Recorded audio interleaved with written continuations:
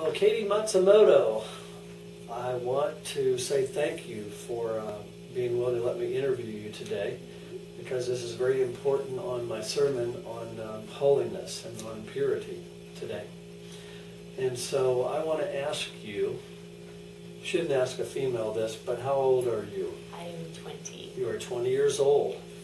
And I knew that, but you were a teenager a year ago. Yes. And I felt like for this topic that I really needed someone that had some maturity on this subject. And so they had to be an older teenager. So you're just a little bit older than a teenager, and that's why I picked you. But I want to ask you some questions that I think are very, very important today, and I'm glad that you have a chance to answer them.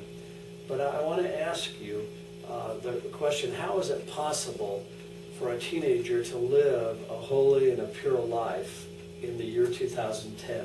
How would you answer that? Oh, let's see. I think for me, purity is equivalent to self-respect and a healthy self-image. And it's not just sexual purity, which a lot of people assume, but purity of mind, a pure tongue, the way that you speak to people, encouraging each other instead of tearing each other down, which is very common for teenagers and for everyone. And so I think it's important to learn to love yourself first, and that's something that is especially difficult for females, I think, during this changing period, but also for males, which people don't consider as much. But to learn to love yourself, to see yourself as beautiful or handsome, and to realize that God has created you perfectly and beautifully in His image. And Psalm 119:9 says, how can a young man live a pure life? And it says living according to His word. So I would also encourage a growing and strong desire to seek a relationship with God and to understand His word and His desire for your life. I like that answer, that we've got to love ourselves, respect ourselves in order to really live a pure life. I like that answer. Let me ask you a second question. Is what can parents do to help their teenagers live a pure life? This is a really good question. Something that I think a lot of people don't realize how much parents can impact their children from a young age all the way through their adult years. But first I would say is to instill that faith in them that will encourage them in their faith and encourage them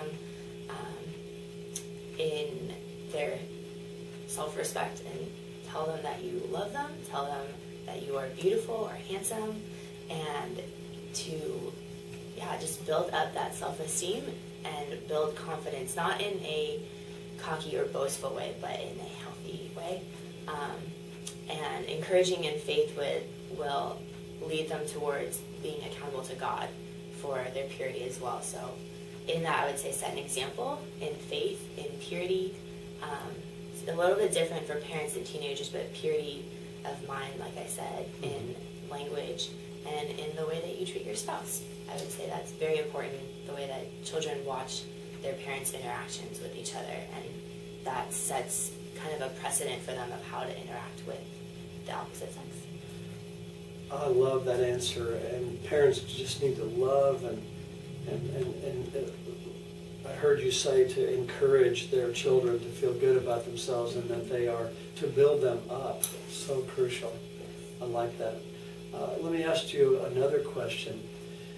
Is if a teenager really tries to live a pure life, how does he find that other teenagers respond? Do they respect that teenager that's trying to do the good thing? What would you say about that? I think yes and no. I think when somebody has this inner confidence and positive self-image, I've been saying that a lot, but I think that's so important, and there's something that's within them that people see and want, and it draws people to them.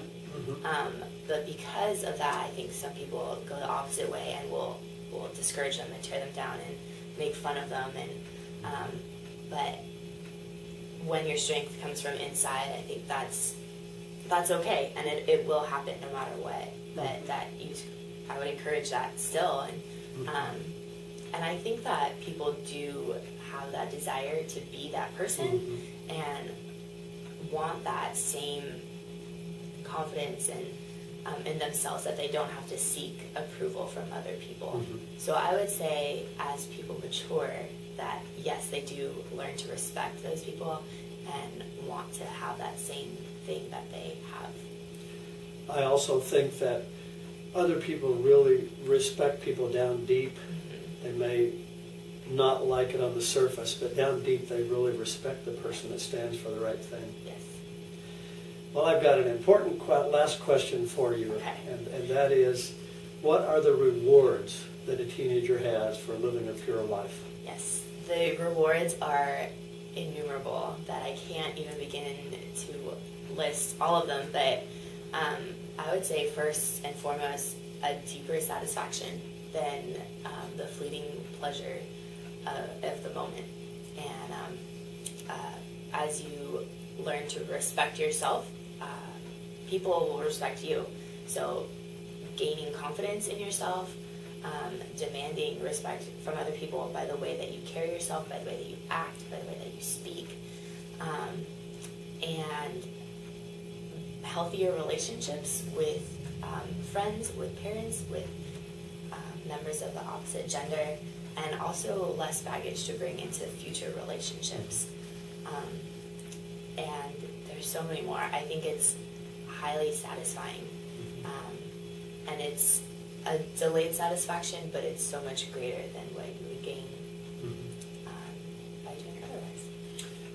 I really agree with you. I also agree that there are so many rewards to living a pure and a holy life. One thing, you just feel good inside. You feel good about yourself for doing the right things and respecting yourself, respecting your own body. And it draws respect from other people. I really appreciate you sharing about your views on holiness and purity, and we're going to continue the sermon at this time.